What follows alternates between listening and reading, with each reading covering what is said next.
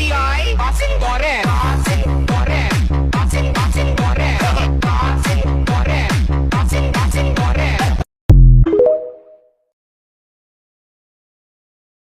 Để hút anh thương người kể tình ca. Người thương anh để lại bầu trời người nỗi trời vơi. Trời mãi lá, trời xa rét người còn ở.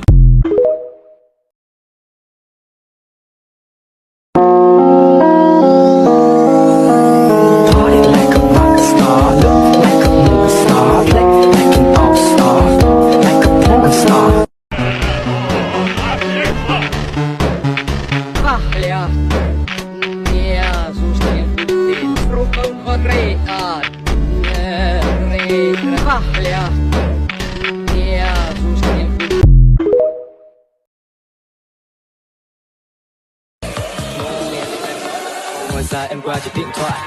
Bao nhiêu người ngoài kia không làm cho em vui sao? Sao em vẫn cô đơn giữa tấm ngắm bộn bề? Tại sao lại luôn chọn cách xa nhau? Để rồi cho cô đơn ôm lại nỗi đau mỗi đêm lại về. Đã nói với bạn bè, nói với bố em.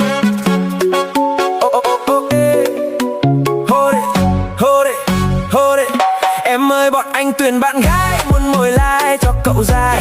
Bấy lâu kiếm tìm chân ái hết thở ngắn đến than dài. Chốt kèo này cho bọn anh khoái. Dẫu chưa biết em là ai thôi thì mình cứ gặp nhau rồi làm cái. Bữa ra mắt em đừng ngại, thôi em đừng ngại.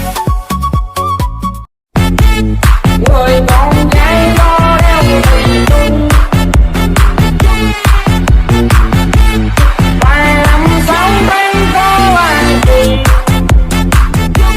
người con.